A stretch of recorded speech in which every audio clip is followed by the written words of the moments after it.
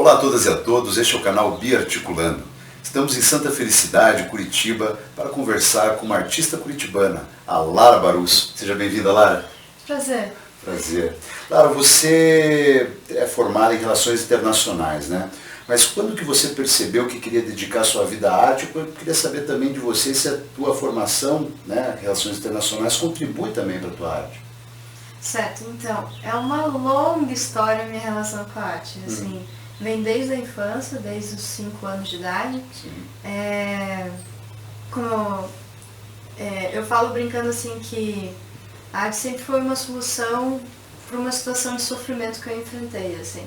Então eu tive um trauma de infância muito engraçado que me levou para o escapismo dentro das aulas de pintura. E depois, isso sempre manteve uma relação, sempre fiz aulas com professoras de bairro, ou desenhava por conta, gostava de desenhos animados, copiava, sempre fui conhecida no colégio por ser a menina dos desenhos, mas realmente profissionalmente foi com 18 anos e foi um sonho. Eu estava lendo muito Jung na época e sobre a importância do simbólico. Na época eu fazia Relações Internacionais e Direito, eu sempre teve um interesse intelectual muito grande, então eu achava que seguiria a carreira diplomática, meu interesse por idiomas, meu interesse por humanidades, por estudar história, direito, economia. Só que, ao mesmo tempo, eu via que eu tinha esse talento. E indo para as faculdades, naquela loucura, assim, eu fui atropelada. Eu fiquei um mês de cama. Não foi nada grave, mas... Aqui em Curitiba, né? Foi aqui em Curitiba. Eu tava na faixa atravessando a rua para lá na PUC, e daí o sinal abriu e o carro que estava vindo, em vez de parar, avançou, e eu só me joguei em cima do carro para não ser engolida por baixo, sabe? Mas não foi nada grave, eu só bati com o queixo no chão, quebrei alguns dentes atrás e abri a perna. Uma pequena cicatriz, só que por eu não ter tido um cuidado ali no pós-acidente, ficou com risco de trombose. Eu estava até com uma viagem marcada, tive que cancelar tudo, fiquei quietinha, assim, naquelas férias eu prometi pra mim mesma me isolar, sabe? Então eu li muito e nisso eu tive um sonho muito forte, assim, e desenhava muito, então meu desenho melhorou. E eu tive um sonho que eu estava dentro do meu quarto, e tinham 3 cães de Osíris olhando pra mim. 3 cães negros, assim, com aquele olhar que como se quisessem me engolir, eu não estava me sentindo bem ali. E eu olhava pra fora, numa janela, e eu via um tigre branco no quintal de casa andando, afoito, querendo ir pra fora. E eu senti, naquele momento, assim, que eu tinha que ter coragem, né? Porque eu também sempre gostei muito de música, fiz piano desde os 7 e a música tem uma idade para você escolher ela, né? Principalmente a música clássica. Então eu falei, já que eu desisti da música, que também era uma paixão, e eu vejo que eu tenho um talento aqui, por que eu não vou até o final, o que eu posso com isso? Então eu tranquei o curso de Direito e Relações Internacionais e fui buscar fazer cursos técnicos fora, ao mesmo tempo que estava aprimorando idiomas. Então... Você morou na Itália, né? Isso, eu morei um tempo em Londres, depois eu morei um tempo na Espanha e na Itália. Então, eu tentei buscar o que tinha de melhor em cada país que eu podia aprender. Porque, artisticamente, eu me interesso muito pelos pintores espanhóis e italianos, principalmente pelo movimento barroco espanhol. Na Inglaterra, eles são maravilhosos com o estudo de aquarela. E na Itália, todo mundo sabe, né? Tem até uma frase de um escritor famoso, não vou lembrar agora qual seja, mas fala que Florença é a vagina do mundo, dali saem os grandes homens, né? E então eu fui para Florença. Hoje em dia, para você estudar arte na Europa, são ateliês privados, que você vai para estudar a técnica acadêmica clássica, né? Então foi essa longa história. Então, Galeria delle Uffizi ali, tudo, Academia de Belle Artes. Porque você aprende a pintar, até a história da arte, você aprende vendo obra de arte, e não olhando para livros. Porque elas não foram feitas de forma de catálogo, elas foram feitas por uma pessoa cuidando daquilo aos poucos. Então, ir no museu, pintar no museu, desenhar no museu, isso te ensina muito. E a relação com relações internacionais foi devido a esse meu interesse Até quando eu, vendo todos os artistas que eu me inspiro, todos eles foram grandes humanistas. Assim, Rubens, Tiziano, Bronzino foram diplomatas. Então, assim, eram homens que falavam vários idiomas. Quanto mais, tem aquela frase do Napoleão, né? Quanto mais livros, mais imagens, né?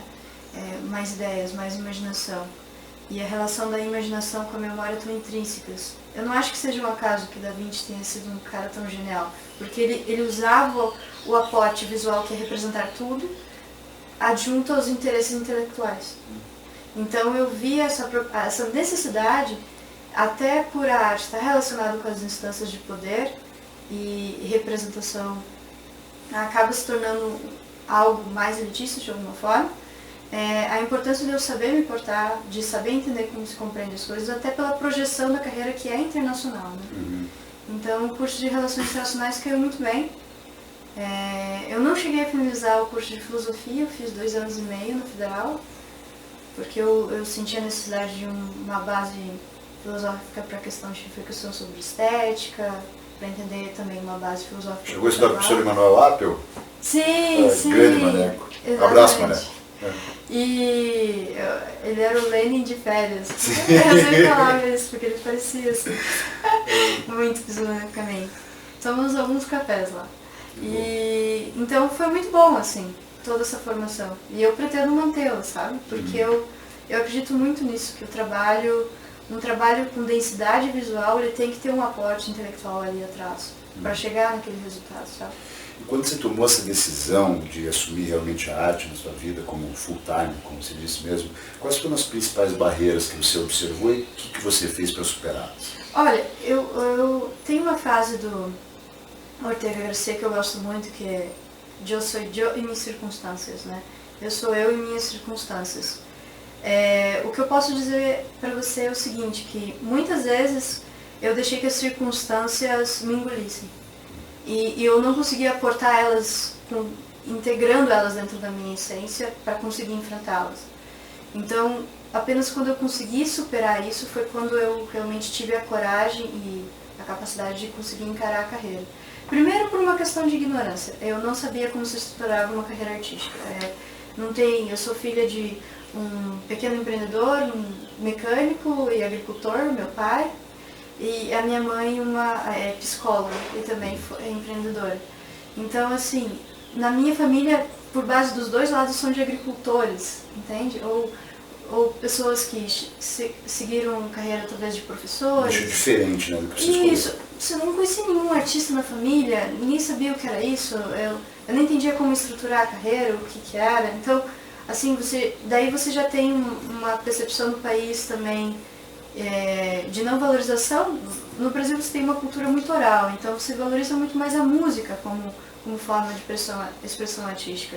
Agora, artes visuais é uma coisa mais restrita, assim. Então, as pessoas, pelo menos que estavam ao meu redor, não mostravam para mim que a arte poderia ser um ramo que eu poderia viver disso, como também uma consolidação do que seria isso, sabe? Então foi toda uma luta interior minha, tanto de, até ao mesmo tempo que você está super inseguro tecnicamente, né? E até esses tempos eu fiz uns trabalhos que eu não gostei muito e conversei com o meu mestre lá na Itália, e ele falou: olha, Larissa, eu com 38 anos fui me sentir seguro pintando. A Anigoni, que foi a última grande geração de retratistas ali italianos de Florença, ele falou que com 33 se sentiu seguro. Então, você com 27 está em tempo ainda, né? Sim, exatamente. Então é o seguinte, você no início da carreira, você não tem uma identidade do que seja o seu trabalho. Você está tecnicamente fraco. Então, assim, você fica vulnerável que as externalidades sejam mais fortes do que você. E até também a minha multiplicidade de interesses, por exemplo. Interesses por estudar, eu achava que eu seguiria uma carreira intelectual, por exemplo, né? E a questão do mercado também, né? A desvalorização total. Se você diz que você quer ser um intelectual ou um artista aqui no Brasil, você é naturalmente desprezado, né? Não é por acaso que na nossa literatura, por exemplo, você tem Lima Barreto, Machado de Assis, escreveram livros que tratam sobre esse tema, Ou seja, se isso foi produzido dentro de uma literatura, ela faz parte de um imaginário e de uma realidade social do Brasil.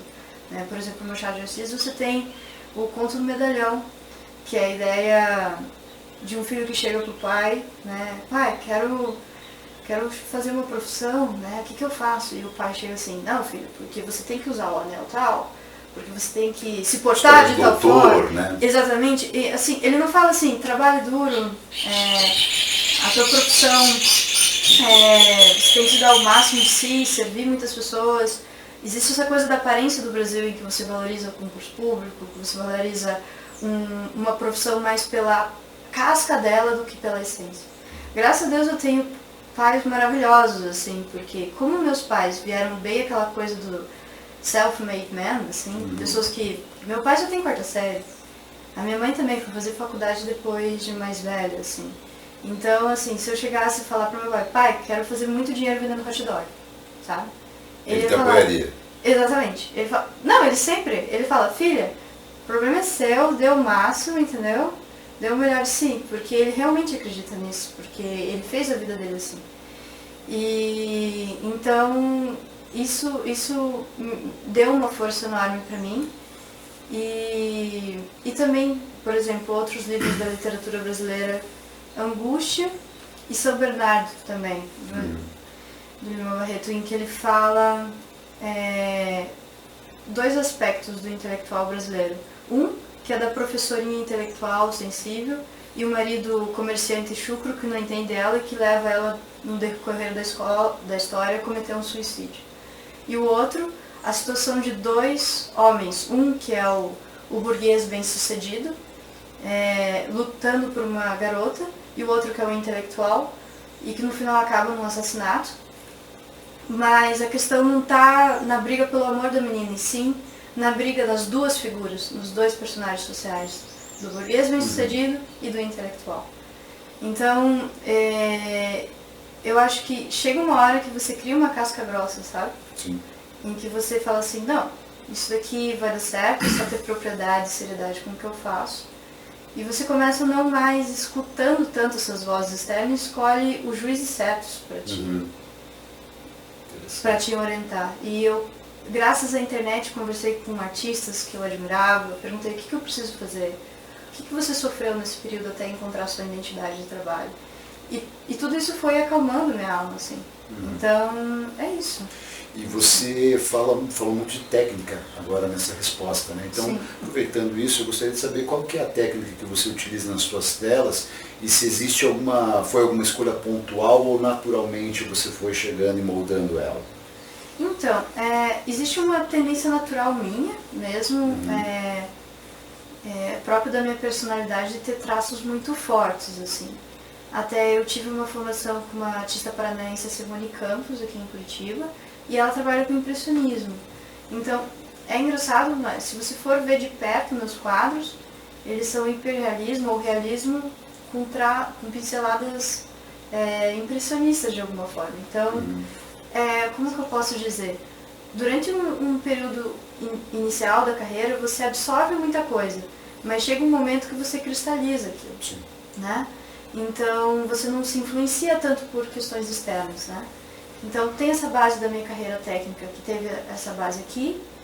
Daí fora, eu tive aulas com um pintor espanhol, que é o Eloy Morales, que a base dele de influência muito forte de pintores espanhóis barrocos. Então, de alguma forma, tem essa pegada também no meu trabalho. Como tem meu interesse pelos pintores espanhóis, como o Rubens. Na verdade, o Rubens é flamenco. No período que a Espanha era a possessão de Flandres, ali da Holanda, seria a Holanda, né? Mas que tem um grande acervo de obras dele, está lá na Espanha. E também na Itália, eu escolhi pelo que era... Eu sempre tive uma tendência de gostar daquilo que é mais difícil, né? Então, assim, que temática que eu vou trabalhar? Figuração humana, porque é mais difícil. E me instigava aquilo. Eu me frustrava, porque eu não conseguia, entende? O interesse é tentar... Pelo que eu pude ver, permita-me discordar, acho que você conseguiu muito bem. Sim, mas olha, deixa eu te falar, na infância, eu nunca vou esquecer, isso pra mim eu acho que foi ali que eu decidi na infância, vamos dizer assim. Eu fui numa aula de pintura e meus pais tinham trazido aqueles calendários do Brega de turismo que vai pra Itália, assim, calendário lá com aqueles anjinhos da Madonna de Siena, sabe? Que estão assim. E daí eu cheguei na aula de arte e falei, gente, eu vou copiar isso. E comecei a copiar e fiquei lá, assim, compenetrada para fazer os anjos iguais. Óbvio, isso é uma bosta, né? Como que eu queria copiar Rafael com 6, 5 anos de idade? Então, mas é dessa frustração, assim, dessa teimosia, assim, entender que a perfeição da arte. Tem uma frase que eu gosto muito. Você vai sempre querer fazer que o teu sonho seja pintado, mas você sempre vai odiar porque você nunca conseguiu. Porque todo artista tem essa mania de querer um pouco mais, sabe? Sim. No trabalho. A busca por uma eternidade aqui, né? O universal no particular. E daí na Itália, de todas as escolas que eu vi, a que tinha a técnica mais antiga e mais rígida era uma pequena botega do mestre Domênico, lá em Florença, em que ele, na infância, havia uma fábrica em Florença que ensinava, para você trabalhar lá, você tinha que fazer 1 ano de desenho clássico. E é uma técnica do século XVII de desenho. Se você for entrar lá no Palácio Pizzi, os mesmos porcelanatos, a mesma técnica que fez os porcelanatos que estão lá, é a que eu aprendi.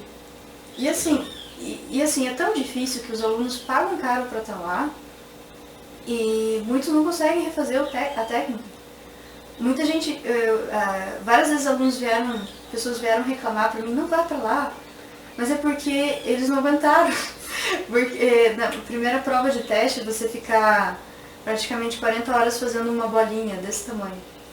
Você entra dentro do folículo de papel, fecha completamente ali, cada folículo usando a gramatura dos grafites.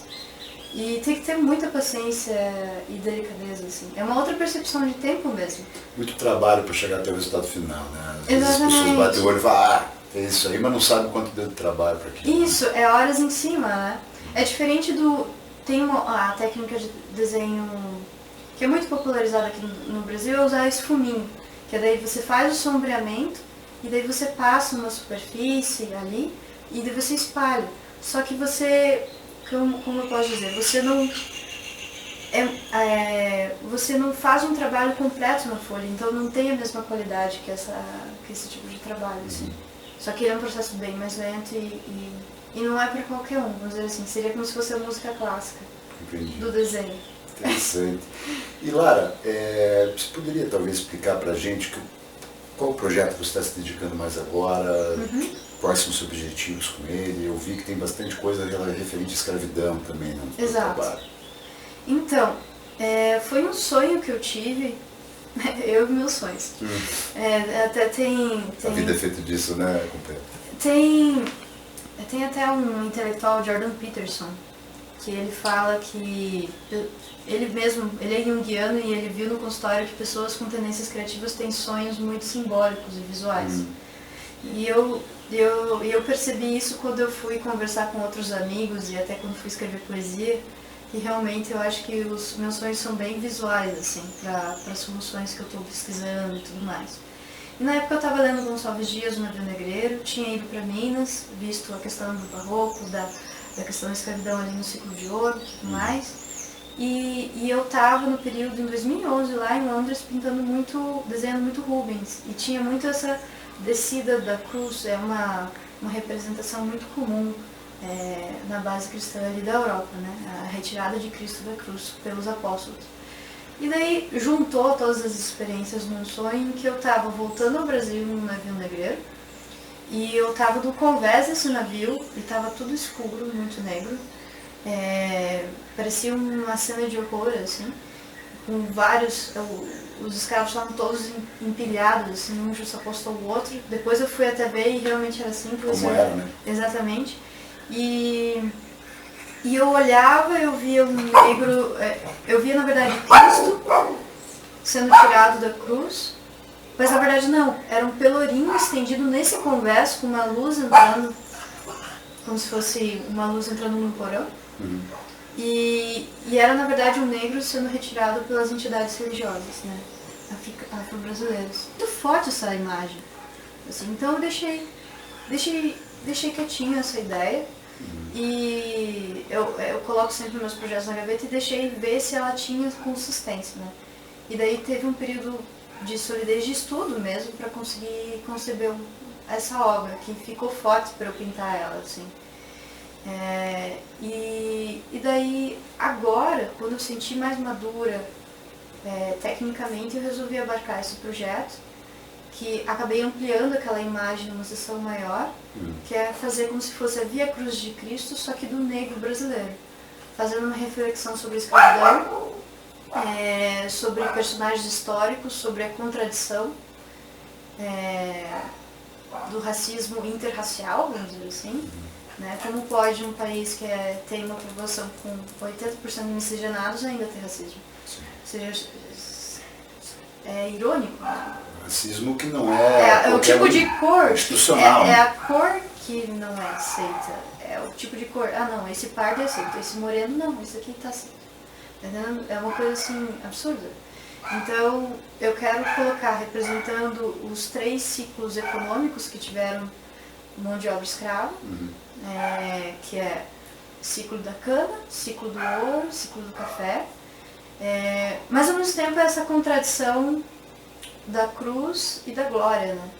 Porque tentar trazer uma solução também para isso.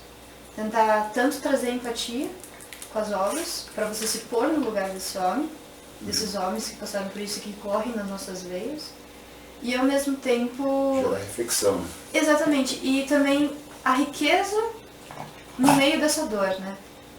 Então, o que eu quero trazer? Eu quero fazer tanto pequenas representações representando a questão da tragédia, da dor, e também a contradição, o sacrifício desses homens. Né? Extremamente interessante, né, Lara?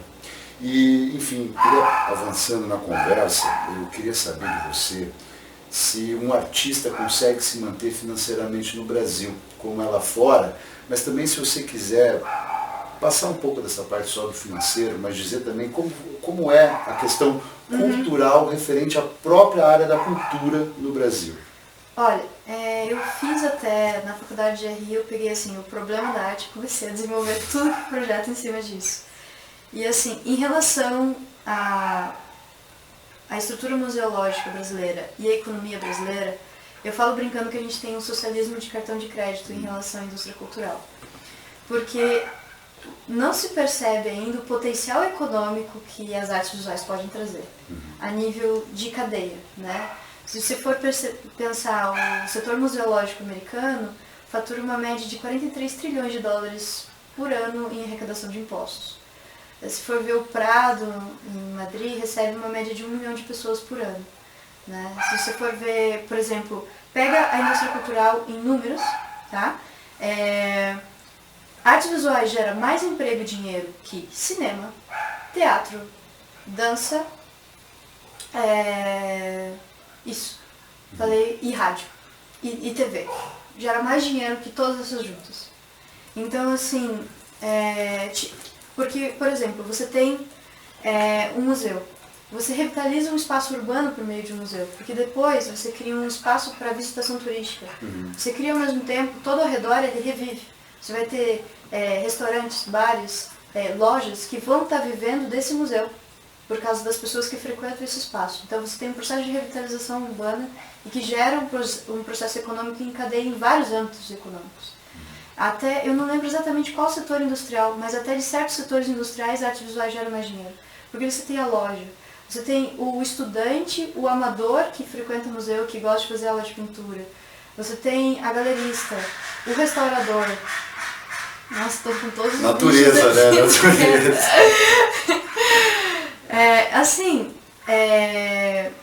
Tendo uma visão economicista mesmo da questão da cultura, artes visuais é um bom negócio.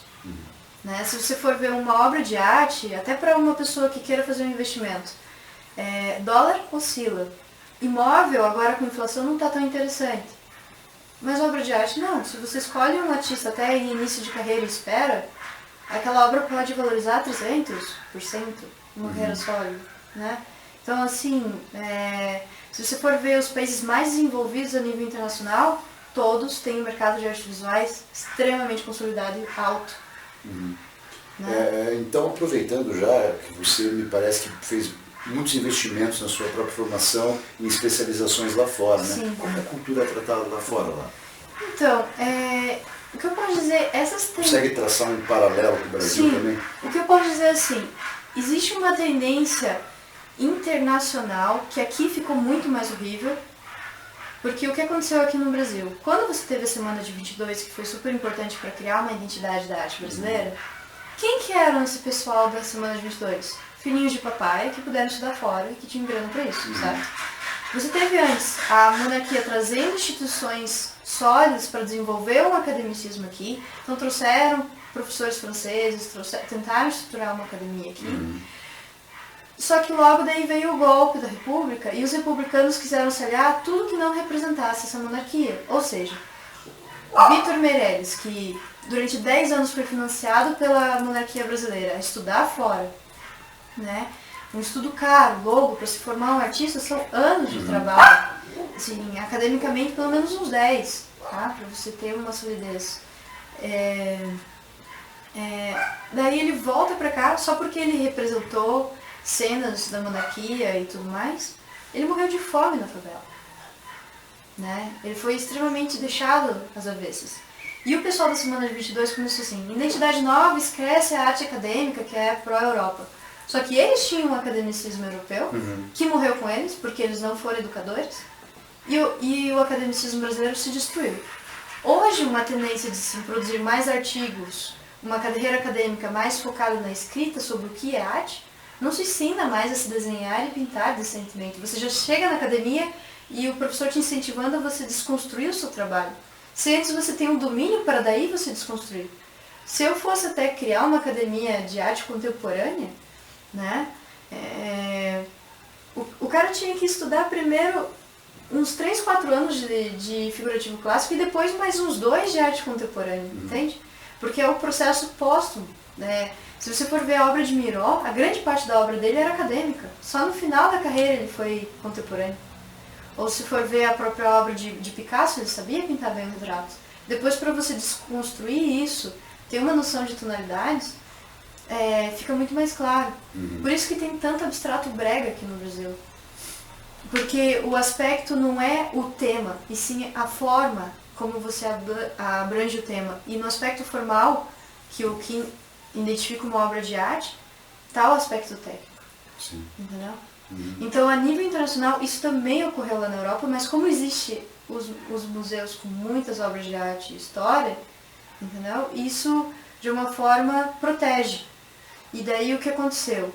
Com a Primeira e Segunda Guerra, os grandes ateliês acabaram.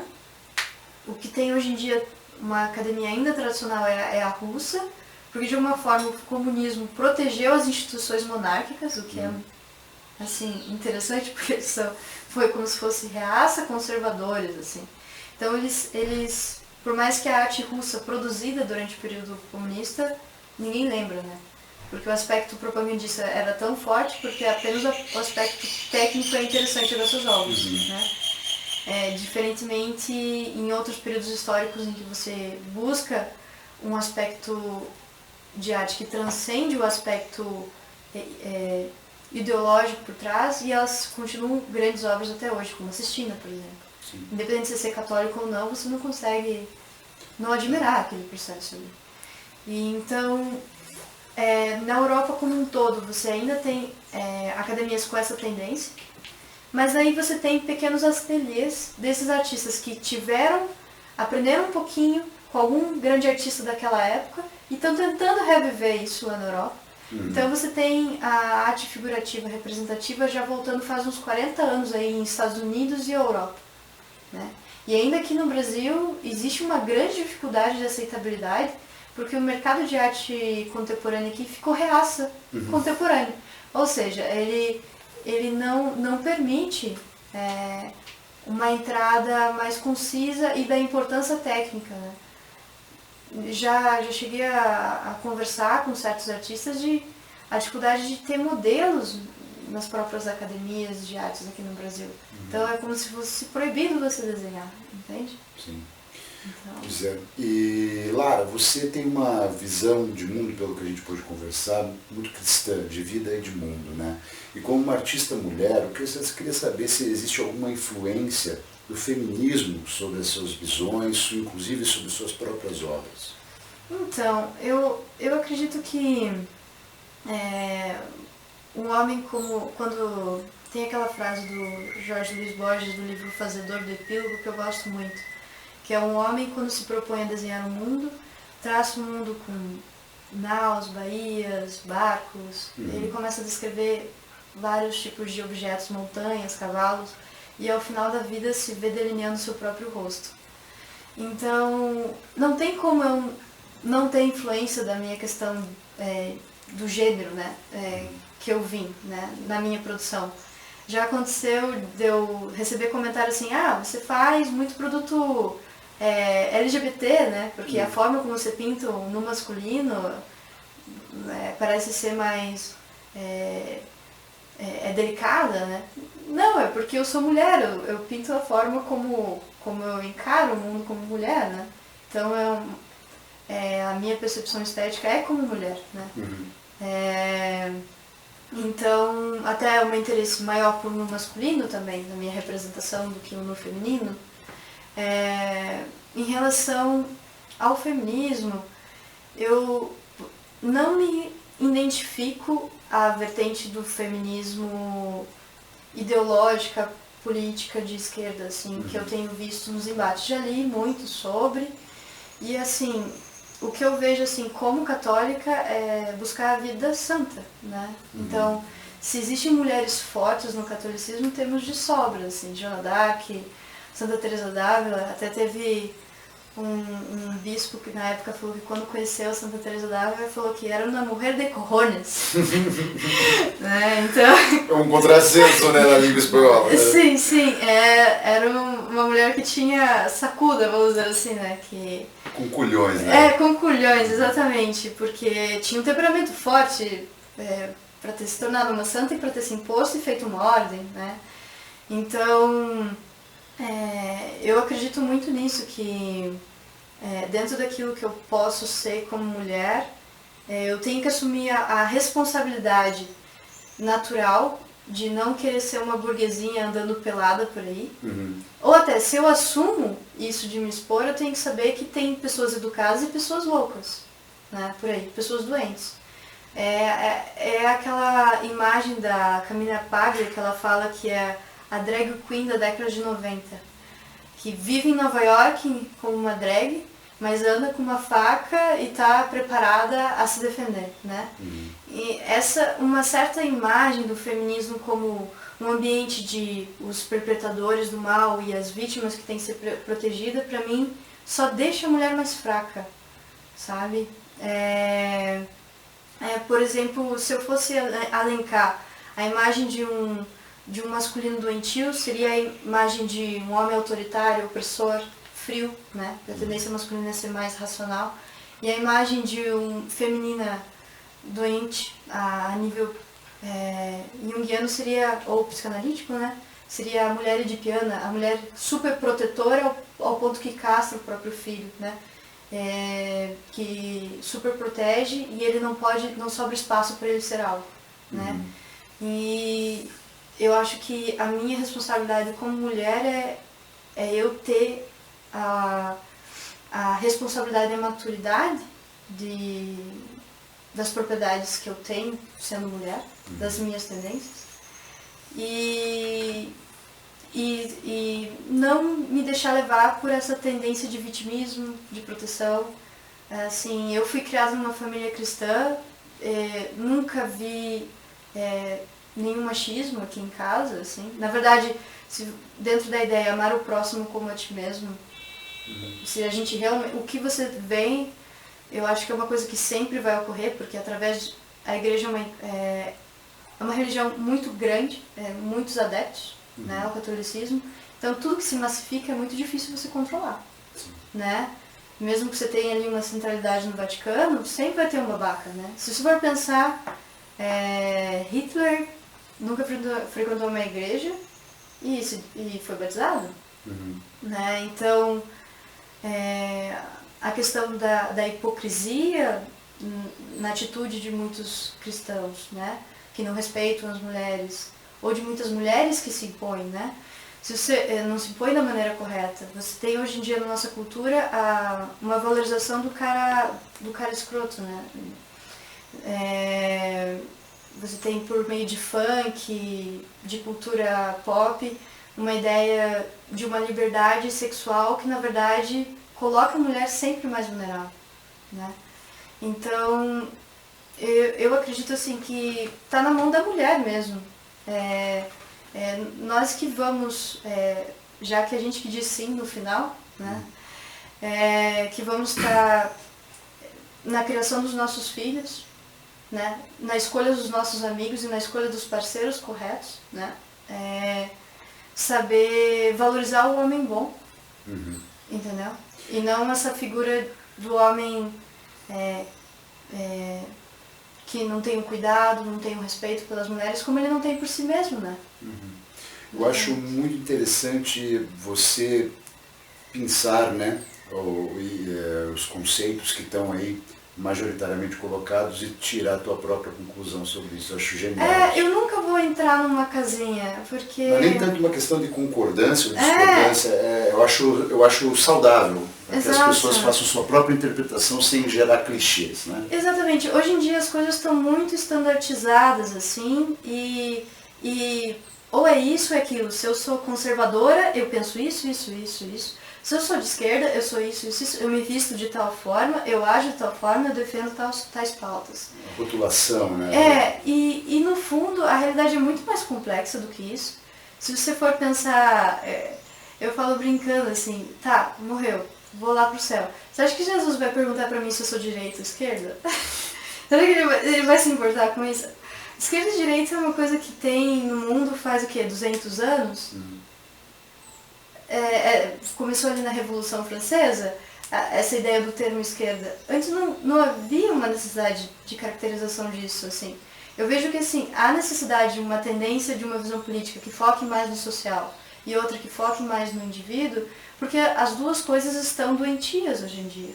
E se você for ver, uma é complementar da outra. Exatamente, elas estão desequilibradas, assim. Essas discussões políticas que levam a brigas descomunais mostram, na verdade, uma própria doença dos dois, de uma solidez mesmo, de repensar a direita e a esquerda, de repensar por que a gente está querendo se reduzir a essas coisas, né? Eu acho que a personalidade humana ela é muito maior do que isso. Não entendo. Eu já cansei de ser discriminada às vezes quando eu falo que eu sou católica, já me colocam naquele quadrado, sabe? E eu acho que o artista ele é o cara mais fora do quadrado que existe, assim, até nos diários de Michelangelo ele falava que ele não se sentia um nobre porque ele tinha o lado artesão. Mas ele quando andava com as pessoas mais humildes também não se identificava porque ele tinha um interesse por erudição. Quando eu falo elite, isso é importante caracterizar. Eu falo no sentido de T.S. Eliot, que ele coloca a caracterização da elite não como uma questão apenas de poder econômico, tá? Elite é quando pode vir de qualquer estrato social. Pode vir uma pessoa com interesses artísticos e intelectuais de qualquer estrato social, seja rico ou pobre, né? Então, quando eu falo de elite, é uma elite intelectual mesmo, uma elite cultural que apreende conhecimentos e tradições que são difíceis de ser abarcados e de reproduzidos, né? É como um ginasta profissional, assim. Existe muito isso na arte contemporânea, todo mundo pode ser artista, né? Mas se você for pensar com seriedade, não todo mundo pode ser ginasta, você não pode ser mais um nadador profissional, assim. Até porque com esse ombro aqui eu não ia conseguir mais. Nem eu posso me meter a ser uma jogadora de basquete. Existem certas limitações específicas para áreas que você for realizar, assim. Então, quando eu falo de elite, realmente isso, é um grupo seleto, né? Né? Quando você se caracteriza nisso, você fica um pouco à parte da realidade Muito interessante, Lara. Eu estou até meio chateado de ter que encerrar essa conversa, né? Mas eu agradeço demais a tua participação. Tenho certeza que foi muito rica a participação aí para todos os seguidores do Berticulando. Obrigado por isso. Viu? E dizer a vocês que gostaram da conversa, que sigam nossas páginas nas redes sociais, no YouTube, se inscreva no canal e, se puder, clique no sininho para ativar as notificações. Muito obrigado.